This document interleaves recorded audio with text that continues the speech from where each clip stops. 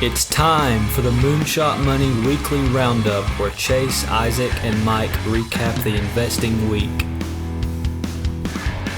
Good Friday, everyone, and welcome to the Moonshot Money Weekly Roundup.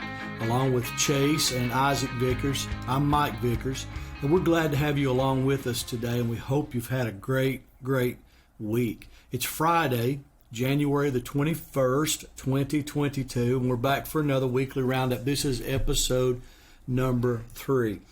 Chase, we're going to start today with the mastermind. I don't think there's any need to wait very long. So Isaac has told me that he has a solid piece of it. He has a solid piece of investing advice for everyone. So, Isaac, would you like to take a moment and share that advice now with everyone? Yes. Behind every stock, there is a company. Good advice. Oh, well, that's true. I'm sure everyone appreciates that solid piece of advice. You crack us up, man. So, guys, I wanted to take just a little bit of time here, and I want to talk about something that's affecting everybody, and that is inflation. The pricing that we are seeing out there in all phases of life are remarkable. I was out of town working not too long ago. I went to a burger establishment just to get a burger and a fry. I was going back to the villa to eat it, and I got no drink. The price was $19.42. I filled my truck up yesterday, $77.82. Wow. We're in the process right now of buying not a new one, but a used utility truck for one of our businesses, and the prices are just absolutely outrageous.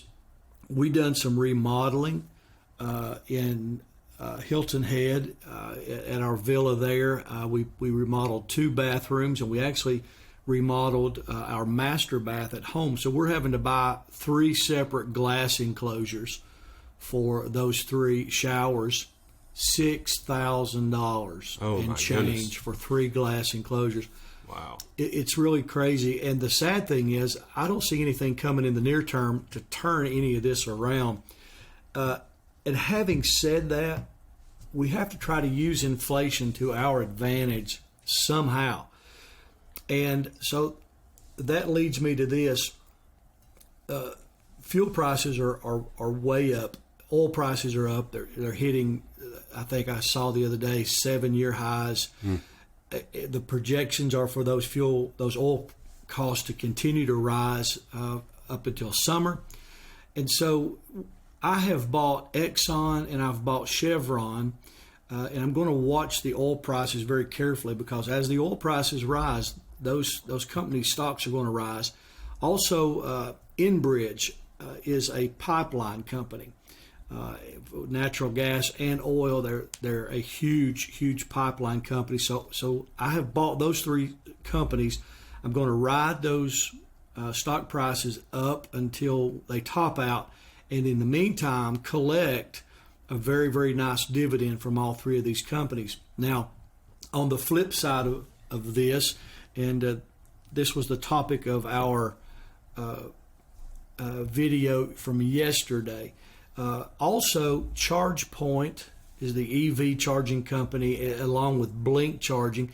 These 2 companies have been beaten down by this rotation out of growth and into more value-oriented companies. And so I'm also buying Chargepoint. I've got a lot of Blink, so I'm buying Chargepoint because of the price decrease. And gradually over time, the price of Chargepoint and Blink and even Tesla will continue to rise as EV charging becomes more and more popular. So, Chase, what about you this week? What have you been buying? Yeah, so this week, I think that based on everything you just described, the inflation, right now is a time you can do a few things. I guess you can sit on the sidelines and watch everything continue to go down, which I think a lot of people are doing. Take advantage of these great discounts in tech and growth and not worry about the short term, or you can move money into the safer investments. I personally hate being on the sidelines of anything, but I've moved. I finally started. Speaking of safe, started my position in Lowe's this week. I've been watching that for a long time. I know you did that a week or two ago, and there's literally not a day hardly that goes by where I'm not at Lowe's, so I thought it'd be cool to go in there and know I was part owner since they're getting so much of my money. But I started a position in Lowe's, and then the safe play as well. I just added a little bit more to my JP Morgan holding. Right. And then couldn't help but for the future of fueling the vehicle, couldn't help but buy a little more Chargepoint at these prices this week. So that was just a few things that I did. Yeah, that all sounds great. Another company that I wanted to mention here is Sofi.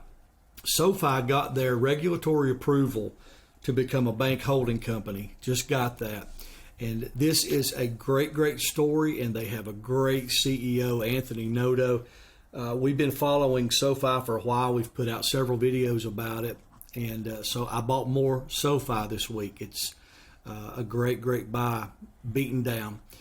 Also, the metaverse is something that is intriguing, and I read an article this week about Walmart. They are entering the metaverse. Walmart. Wow. Walmart.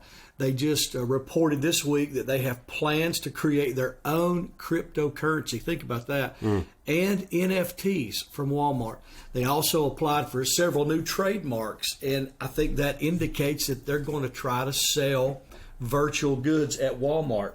So it's remarkable. I have a position in Walmart. Walmart bought a little bit more this week, and we're big fans of Disney. We've taken you boys there many times as you were growing up. Love to go to Disney. I'm a big kid at heart. Disney was just approved in the last week of December, I believe it was, for a virtual world simulator patent. Wow. And so a quote from one of their executives said they are going to be combining the physical world and the digital world to tell stories without boundaries. I think they're talking about inside the park, being able to do things digitally and virtually, which is going to be such an interesting advancement, I believe, for Disney. And it's untelling really where they're going with the metaverse and all the things that are happening there. So again, I just added a little bit more Disney this week. Chase, I see in your notes, just looking there, it looks like you've got a couple more things written down. Yeah, a couple. I like those plays that you've done as well. Sofi, it's pretty exciting to see the news on them this week. I own a decent amount of that. Yeah. Probably be looking to add to that position.